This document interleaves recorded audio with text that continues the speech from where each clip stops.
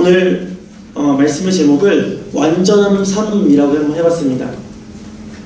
무언가 부족하지 않고 제대로 갖춰진 것을 나타내는 말로 우리는 완전하다 혹은 온전하다라는 말을 씁니다. 실생활에서 이게 굉장히 자주 쓰입니다. 서로 뜻이 근데 이 비슷한 것 같으면서도 아주 미묘한 차이가 있는 단어라는 거죠.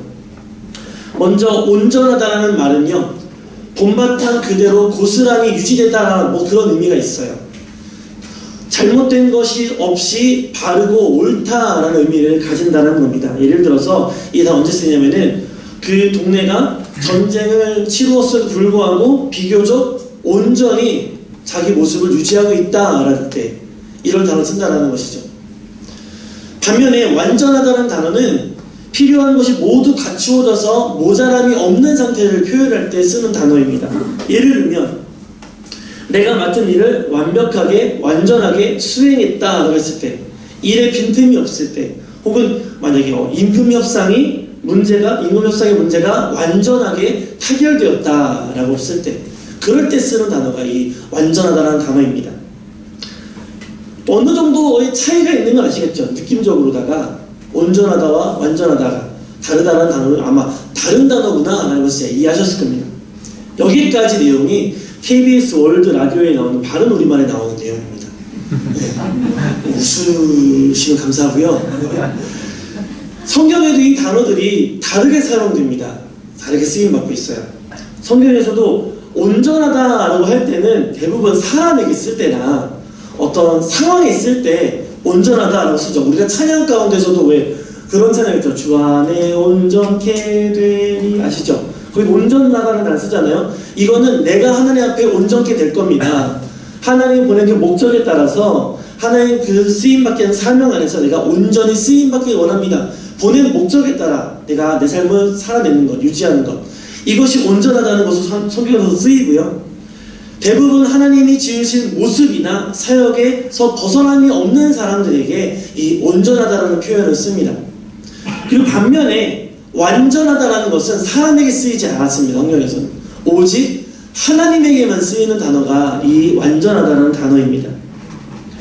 하나님만 세상에서 완전하실 수 있고 부족함이 없으시기 때문에, 실수가 없으시기 때문에 오직 하나님에게만 쓰인다라는 것이죠.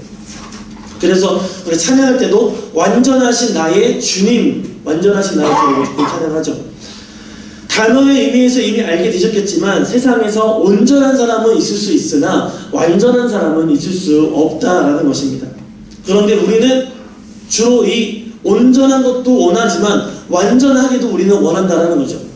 하나님의 형상까지 우리가 이르기를 원한다라는 것입니다. 예수님처럼 되기를 우리는 원한다라는 겁니다. 그럴 때 하나님이 완전하신 갈망할 때 사람에게도 쓰이는 단어가 이 완전하다는 단어입니다.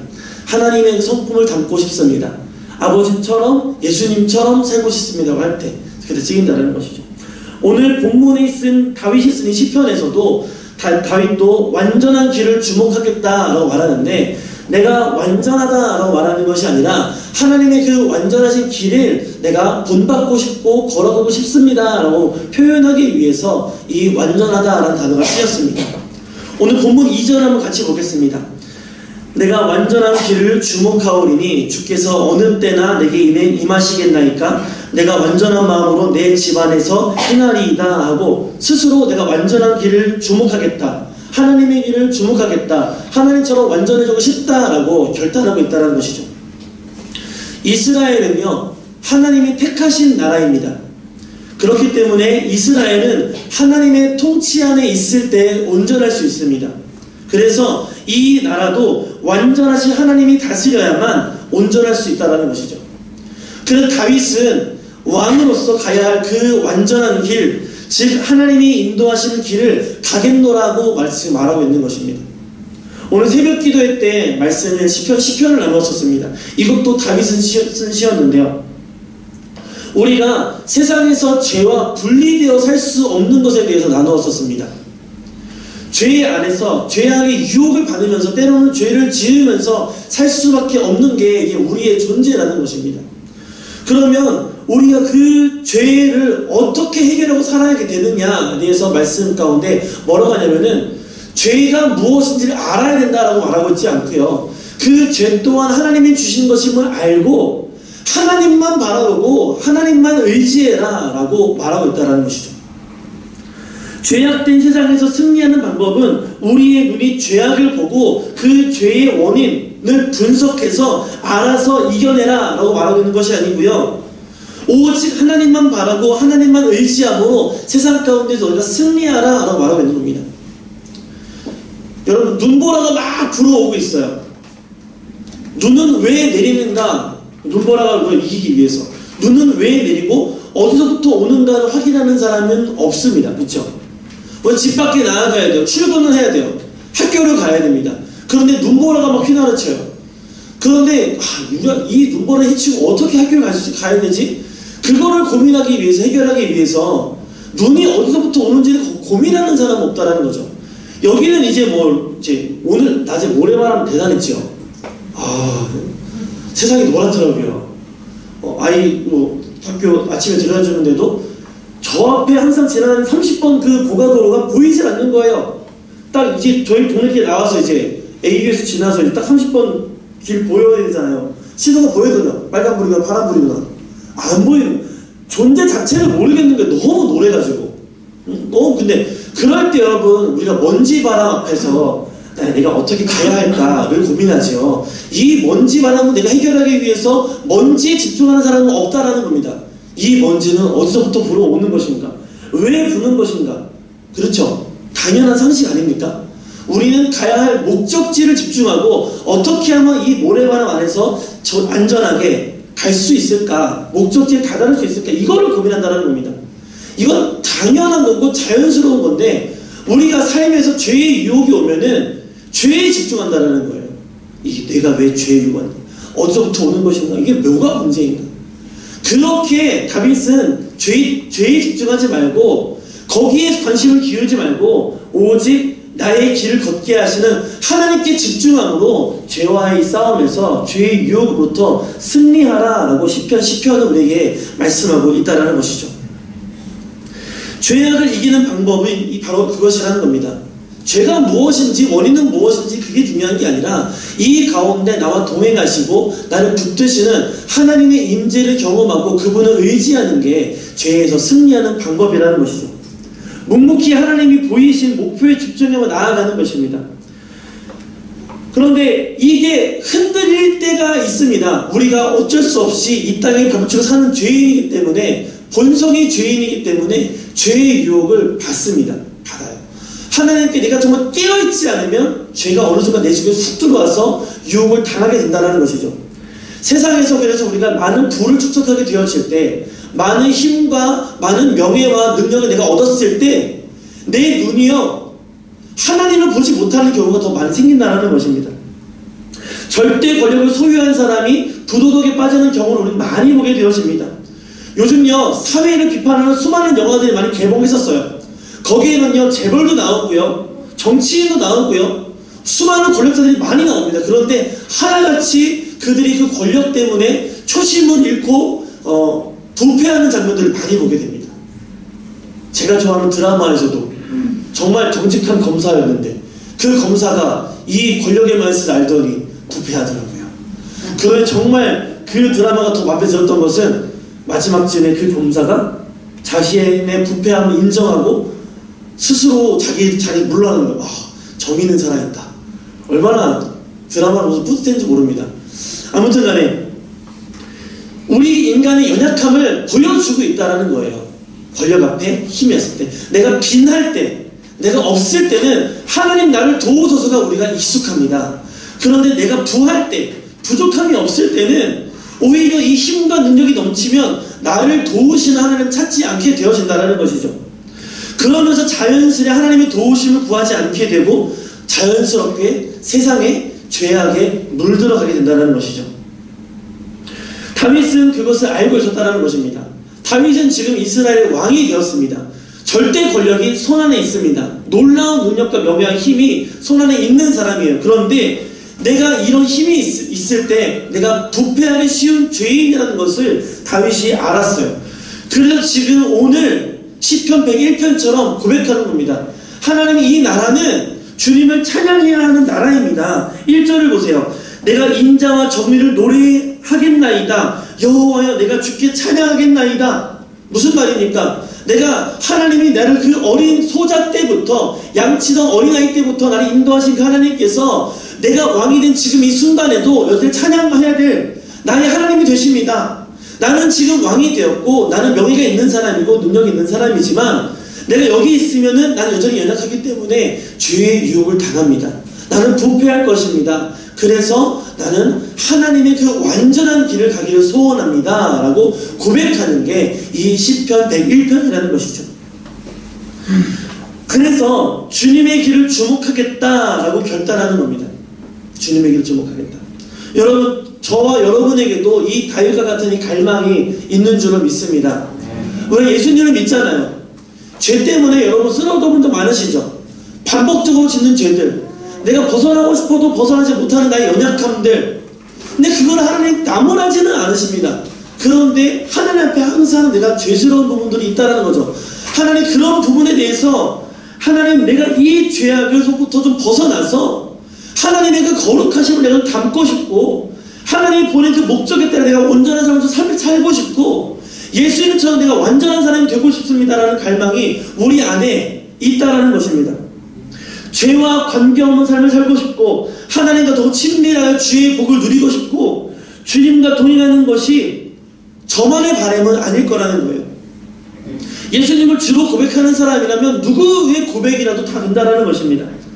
그러면 이 시간에 그런 바람을 가진 우리가 무엇을 어떻게 살아가야 하는지, 이제 무엇을 더 결단해야 되는지를 오늘 이 다윗의 노래를 통해서 간단하게 나누어 보려고 하는 것입니다.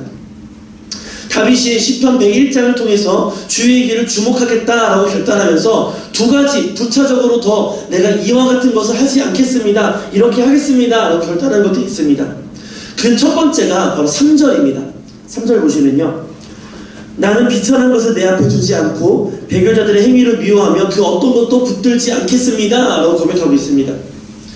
여기서 비천한 것은 무엇이냐면은 하나님 앞에 무가치한 것을 말하는 겁니다. 그냥 저기서 천한 것, 우리가 생각하는 천한 것, 귀한 것, 거기서 생각하는 그 비난하고 천한 것이 아니라 하나님 앞에 무가치한 것, 하나님의 은혜 없는, 하나님의 뜻이 없는 권력과 재물, 하나님이 이름이 증거될 수 없는 어떤 세상의 어떠한 것들, 내가 이것을 했을 때 내 마음에는 즐거움이나 하나님께 한 발자국도 가깝게 가지 못하게 하는 것, 오히려 하나님과 멀어지게 만드는 그런 것들을 바로 무가치한 것들, 비천한 것들이라고 말하고 있는 겁니다. 다윗은 하나님이 세우신 왕으로서 하나님의 뜻에 반대되는 것들, 하나님께 한 발짝이라도 가까이 나가는 것이 아니라 멀어지게 만드는 그런 무가치하고 비천한 것들은 내 눈앞에 두지 않겠다라고 결단하는 것입니다. 자기 자신도 하나님이 기뻐하시는 말만 하겠다라는 결단이면서 또한 내가 왕으로서 내 앞에 선 모든 사람들이 하나님의 그 비천한 것들을 입에 담는 자, 그런 행동을 하는 사람들 내가 세우지 않겠다라고 결단하는 거예요. 내가 그와 같은 것들을 내 나라에서는 보지 않겠다라고 왕으로서 선포하고 있는 겁니다. 그리고 배교자들의 행위를 미워하며 그들의 어떤 것도 붙들지 않겠다라고 하고 있습니다. 배교자들의 행위는 여기서 직역하면요, 벗어난 행위를 말하는 겁니다. 정도에서 벗어난 행위를 말하고 있다는 것이죠. 바른 길에서 벗어난 것은 원하는 목적지에 이룰 수 없음을 말하는 거예요. 그렇죠? 이 길을 가야만, 이 바른 길을 가야만 하나님이 인도하시는 그 목적지에 다다를 수 있는데 이 길에서 벗어난 겁니다. 그것이 바로 배교자들의 행위, 벗어난 행위라는 거죠.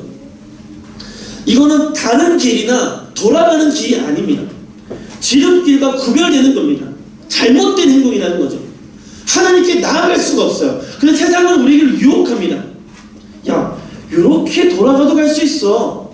하나님이 말씀하신 정도는요, 바른 길은 분명히 정도도 아니고 미안해.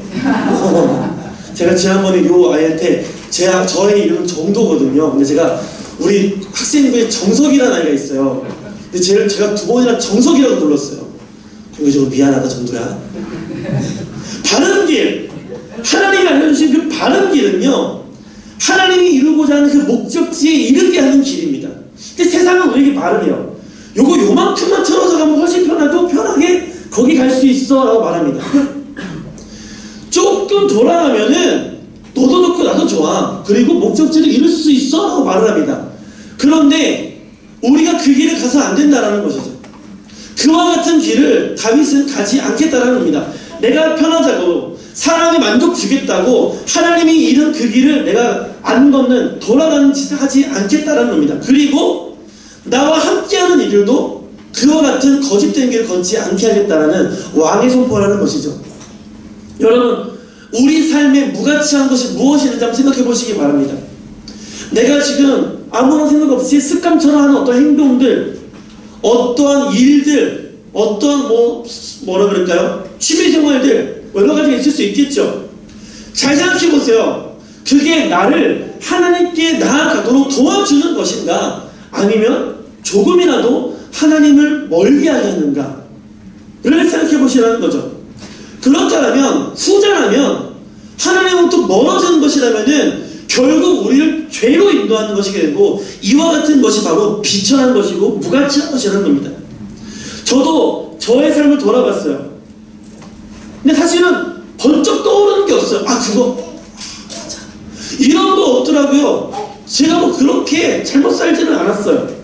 그런데 곰곰이 생각을 해보니까 제가 주의 길을 간다고 하면서 자꾸만 상황들을 봅니다.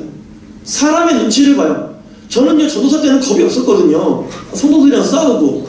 저 손님 왔잖아요. 저기 이제 저 손님이 누구냐면은 제 첫 번째 사역지에서, 그러니까 우리 사모회 모교회, 제가 거기가 첫 번째 사역지거든요.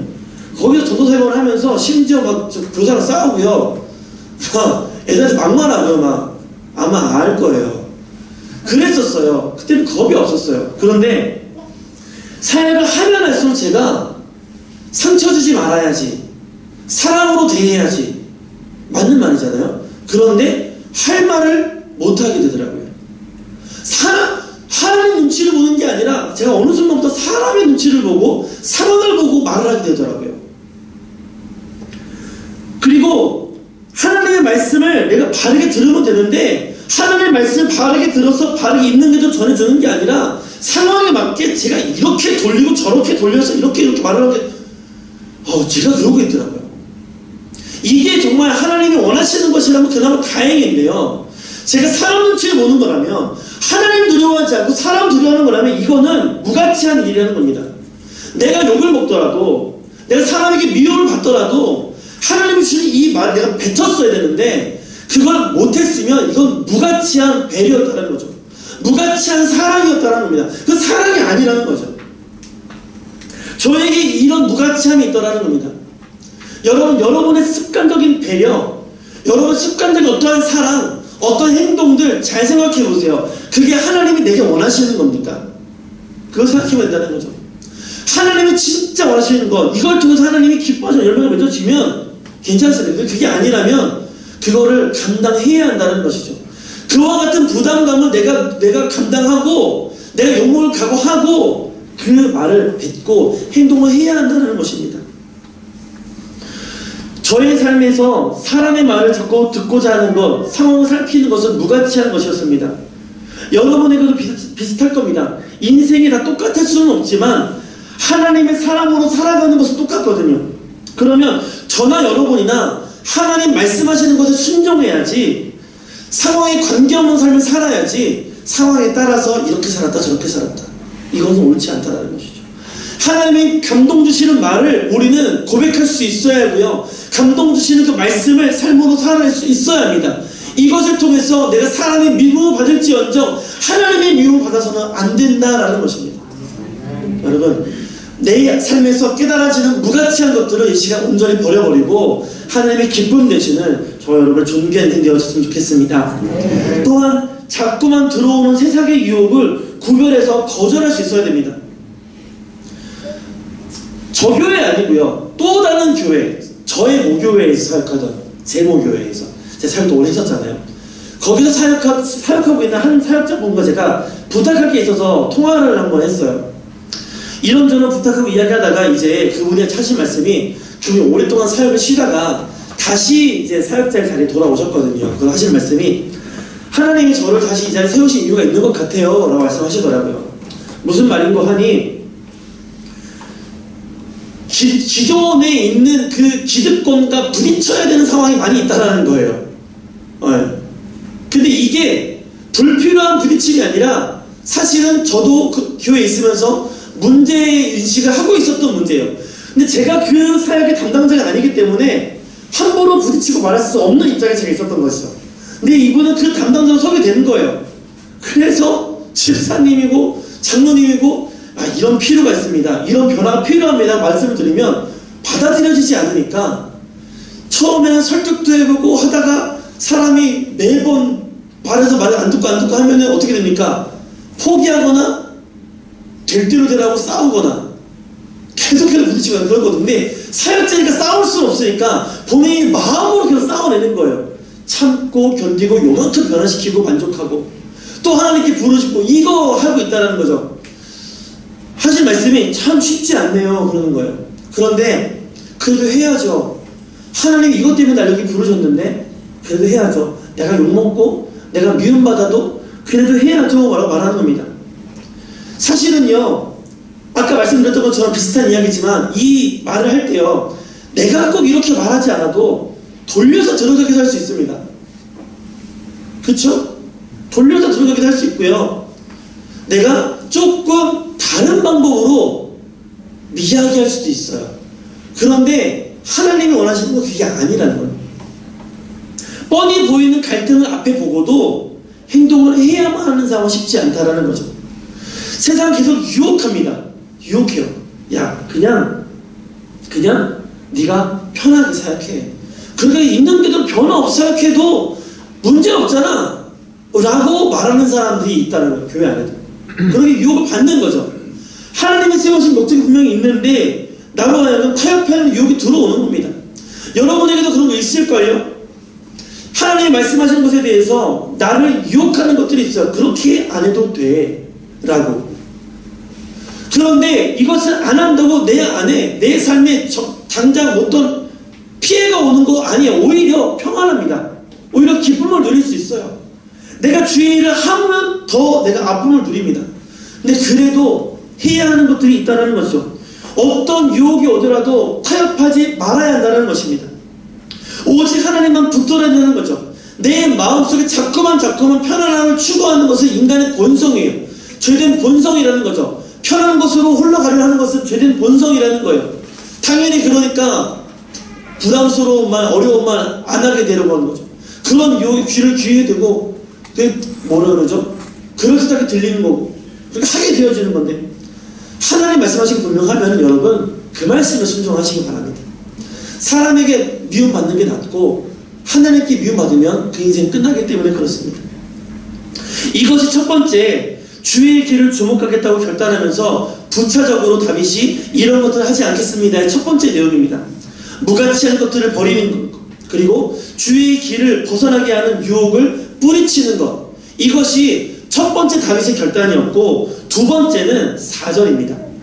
4절을 보시면 사악한 마음을 내게서 떠나게 하는 것이라고 말하고 있습니다. 여기서 사악한 마음은 원어 그대로를 직역하면요 구부러진 마음을 뜻합니다. 구부러진 마음. 다윗은 하나님이 인도하는 이 바른 길을 가고 있습니다. 곧은 길을 가고 있어요. 그런데 구부러진 마음을 가진 자는 나와 함께 할 수가 없다고 지금 다윗은 말하고 있는 겁니다. 내게서 떠나가게 하겠다라고 말하는 거예요. 다윗은 왕으로서 수많은 사람을 여기저기 나라 요소마다 세워야 되는 인사권을 가진 사람입니다. 근데 그럴 때 사악한 마음을 가진 사람, 하나님의 그 바른 마음이 아닌 구부러진 마음을 가진 자들은 세우지 않겠다라는 거예요. 이스라엘은 하나님의 나라이기 때문에 하나님의 이 곧은 마음을 가진 사람이 일을 해야지 하나님께 향해서 그 왜곡된 마음을 가진 사람들 하나님이 하신 말씀을 그대로 들어서 그대로 사는 게 아니라 내 마음대로 왜곡해 들어서 왜곡해서 적용하는 사람들 세우지 않겠다라는 거예요. 하나님 나라의 일꾼으로서 분명한 인사관령의 기준을 가지고 있다는 겁니다. 좀 더 세부적으로 이 사악한 마음 이걸 설명하면은 두 가지로 더 구분하고 있습니다. 5절 보시면 사악한 마음의 또 하나는 자기 이웃을 은근히 헐뜯는 마음, 것을 말하고 있고요. 또 하나는 눈이 높고 마음이 교만한 것을 말하고 있습니다. 먼저 나온 자기 이웃을 은근히 헐뜯는 자는 아첨하는 사람 말하는 겁니다. 아첨하는 사람. 내가 왕에게 이득을 얻고자 해서 해야 될 말을 하는 것이 아니라 왕이 듣고 싶은 말을 하는 거예요. 그러면서 은근하게 저 사람보단 내가 낫다라고, 그래서 왕으로부터 내가 이익을 얻기 원하는 자, 그가 바로 자기 이웃을 은근히 헐뜯는 자라는 겁니다. 아첨하는 자는 듣는 자의 마음을 흡족하게 함으로 자기가 얻고 싶은 것을 얻어갑니다. 그 사람을 위하는 자가 아닙니다. 아첨하는 자는 정말 그 사람을 위한 사람이라면 해야 될 말을 하지요. 해야 될 말을, 들어야 될 말을 해주지요. 그 사람이 우리가 기도해야 돼, 여기서 견뎌야 돼 라는 말을 들어야 되면은 그 사람이 힘들어도 결국에는 그래도 기도해, 그래도 견뎌야 돼, 같이 해보자 라고 말을 하게 됩니다. 정말 그 사람을 위한 사람은 이렇게 말을 해요. 그런데 아첨하는 사람은요, 힘들지? 쉬었다 가자, 괜찮아, 하나님 어디 가셔? 여러분, 해야 될 말을 우리가 분별하는 지식이 필요합니다. 우리에겐 지혜가 없어요. 하나님께 기도하면 그 사람에게 뭐가 필요한지 우리가 알게 하십니다. 그러면 그 말을 해야죠. 그 말이 쉬라는 말이면 쉬라고 해야 하는 거고, 그 말이 견디라는 말이면 견디라는 말을 해야 되는 것입니다. 다윗은 이와 같이 아첨하는 자를 내 곁에 두지 않겠다라고 말합니다.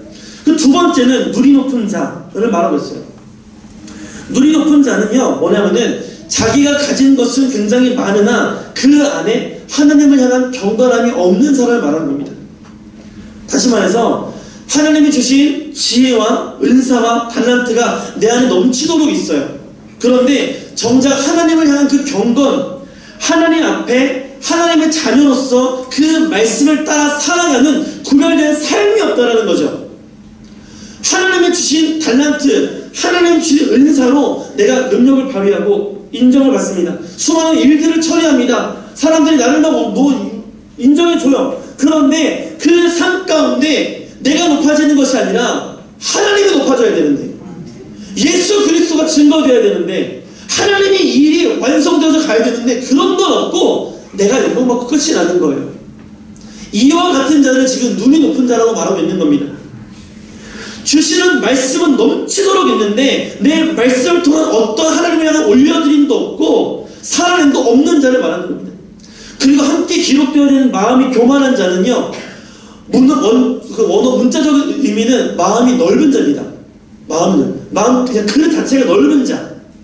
영어로는 자랑스러운 마음, proud heart라고 해서 자랑스러운 마음을 말하고 있어요. 그런데 이게 뭘 자랑스러워하고 어떤 마음이 넓은 거냐면 탐욕이 가득한 겁니다. 그 마음에 내가 하나님의 주신 달란트로 내가 무슨 일을 했는데 그게 하나님의 영광으로 가득한 게 아니라 내가 했다, 내 영광, 내 자부심, 내 자랑이 그 큰 마음에 가득한 거예요. 이게 교만이라는 거죠. 나로 인해서 내가 자랑스럽고 그래서 내가 인정받는 것, 이와 같은 사람을 다윗은 구별해서 세우겠다라고 지금 말하고 있는 겁니다. 왕으로서, 이스라엘 다스릴 왕으로서 내가 부패하지 않겠습니다, 내가 타협하지 않겠습니다 결단하고 나와 함께하는 사람도 이 나라 백성들도 그렇게 구별해서 세우겠습니다 라고 말하는 겁니다. 이유가 뭡니까? 이유가, 목적이 뭐예요? 8절 마지막에 보시면은 아침마다 이 땅의 모든 악인을 멸하려니 하나님을 인정하지 않는 악인들을 내가 멸하기 위하여서 오직 이 나라는 하나님을 찬양하기 위하여 존재하게 만들기 위해서 이렇게 하겠다는 거죠. 당신이 이렇게. 여러분, 우리는 왕도 아니고요, 그렇다고 모두가 사람을 세우는 자리에 있지도 않습니다. 그렇죠? 내가 뭐 그렇게 무슨 영향력이 있다고 그건 뭐 말씀 그렇게 권세 있는 자리에 있으신 분이 들으시면 되겠네요 라고 들을 게 아니라, 조건이 어떻든 하나님이 우리를 각 사람을 교회로 부르셨고 지체로 예수님의 몸으로 우리를 부르셨다는 것을 우리가 알아야 한다는 거죠. 그러면 하나님의 뜻을 받들어 내가 만약에 마음이 구부러져 있다면 내 마음을 펴야 한다는 거죠. 그렇지 않으면 주님의 사역이 거치는 자가 될 수밖에 없다는 겁니다. 금요일에도 말씀드렸죠. 예수님이 죽으셔야 함을 들은 베드로가 그렇게 하지 마옵소서 라고 말했어요. 예수님은 자신을 하나님의 아들이라고 그리스도라고 고백한 베드로에게 뭐라고 하셨습니까? 사탄아 내게서 물러가라. 너는 나를 넘어지게 하는 자로다. 예수님 베드로를 사랑하지 않아서 너는 나를 넘어지게 하는 자로다 했을까요? 아니라는 거죠. 여전히 이 고백을 하는 그 순간에도 예수님은 베드로를 사랑했습니다. 베드로는 예수님에게 정말 내 마음을 가장 잘 아는 수제자였어요. 수제자. 그런데도 이렇게 말씀하신 이유는 뭡니까? 그 말하는 의도를 베드로가 깨달아서 그 마귀의 길, 구부러진 길에서 돌아오길 원했던 거예요. 이 바른 길로. 예수님 자신도 하나님의 바른 길을 온전히 가기 위해서 선포하신 거라는 거죠. 너는 나를 넘어지게 하는 자로다. 내가 이 길을 가지 않으면 하나님 내게 주신 사명을 내가 어떻게 완수할 수가 있느냐. 나를 유혹하지 말아라. 너도 돌아오라. 말씀하시는 거예요. 우리가 구부러진 내 마음 펴지 못하면 여러분 나만 사망하고 끝나는 게 아닙니다. 나와 함께하고 나의 지체가 나 때문에 걸림돌에 넘어져서 그도 낙심하게 되어지고 함께 사망에 이르게 되어진다는 거죠. 우리가 내가 내 마음 펴지 않으면 내가 우리 교회가 나아가는 길에 걸림돌이 되어진다는 것입니다. 사랑하는 성도 여러분, 지금 내 마음에 내 유익을 위해 지금까지 내가 나도 모르게 누군가를 깎아내리고 있었다면 그와 같은 것을 멈춰야 합니다. 여기서도 은근히라고 말하고 있죠. 은근히 드러내놓고 하는 게 아니에요. 때로는 나도 모르는 사이에 저 사람을 비하하는 발언을 하고 있었다면 그와 같은 것들을 끊어내야 한다는 것이죠. 교회는 사람을 세우는 공동체, 사람을 살리는 공동체입니다. 그렇기 때문에 이와 같이 깎아서 내가 높아지려는 것, 내 가치를 높이려 하는 행동은 하나님이 기뻐하지 않으십니다. 내 안에 나도 모르는 이런 모습이 있다면 우리는 이와 같은 모습들을 끊어버려야 합니다. 지금 내가 하나님의 유익보다 내 유익을 먼저 구하고 있다면 돌이켜 회개해야 합니다. 내가 주신 모든 것이 주님을 위한 것임을 깨달아서 주를 위해 살아가야 한다는 것이죠. 하나님이 내게 하시는 말씀에 대해서 내 속에 아무런 반응도 없었다면 여러분 이제 반응하셔야 돼요. 하나님 말씀하셨습니다. 근데 잘 모르겠네요. 이런 반응이라도 해야 돼요. 하나님 말씀이 부담스럽습니다. 내가 할 수 있는 나에게 합당한 말씀을 좀 깨닫게 해주세요. 그러면 그거를 내가 좀 해보겠습니다. 이와 같은 반응이 필요합니다. 우리에게. 내게 주신 이 은사와 달란트를 내가 인정받기 위해서 사용하는 것이 아니라 교회를 세우고 주님의 영광을 드러내기 위해서 사용해야 됩니다. 이제 사용해야 돼요. 그럴 때 여러분 우리의 삶이 완전해질 수가 있습니다. 하나님처럼 예수님처럼 우리의 힘으로는 완전해질 수 없으나 이렇게 주님 주신 말씀 붙들고 내가 구별된 삶을 살아갈 때에 나도 그렇게 완전하게 되어질 수가 있다는 것이죠. 하나님이 나를 이 땅에 보내신 목적을 완전히 이룰 수 있게 되어지고 하나님을 닮아 하나님을 기쁘시게 하는 자가 내가 될 수가 있다는 것이죠. 사랑하는 성도 여러분, 완전한 삶을 꿈꾸신다면 정말 예수님처럼 한번 살아보기를 원하신다면 우리 교회와 우리 가정과 이 나라와 사업장이 나로 인해서 하나님의 뜻대로 다스려지기를 원하신다면 우리는 오늘 다윗과 같이 결단해야 합니다. 하나님, 내 삶에서 하나님으로부터 멀어지게 하는 모든 무가치한 것들을 이제 끊어버리겠습니다. 주의 길을 벗어나게 하는 유혹들을 내가 뿌리치겠습니다. 더는 속지 않게 하옵소서. 기도해야 됩니다. 주여, 나의 구부러진 마음을 곧게 하소서. 죄악으로, 나의 습관으로, 살아온 나의 어떤 연륜으로 하나님이 가게 하신 이 바른 길로부터 구부러진 길을 가고 있는 나의 인생의 길을 하나님 바르게 하옵소서. 기도해야 한다는 것이죠. 나의 유익을 구하지 않게 하시고 지체를 사랑하게 하시고 이제 하나님으로 인해서 내 마음이 자랑스럽게 하옵소서. 이와 같은 기도가 이제 우리 입술에서 나와야 할 줄로 믿습니다. 오늘 이렇게 결단하는 저와 여러분을 통해서 이 세상에 악한 자들이 끊어지고 우리 교회 안에 아직 연약하여져서 죄 가운데 있는 성도들이 우리를 통해 이 바른 길로 나오게 되어져서 우리 교회를 통해 이 세상을 통해 오직 주님의 영광만 드러나시기를, 예수 그리스도 복된 소식만이 땅끝까지 전파되어지시기를 간절히 축원합니다.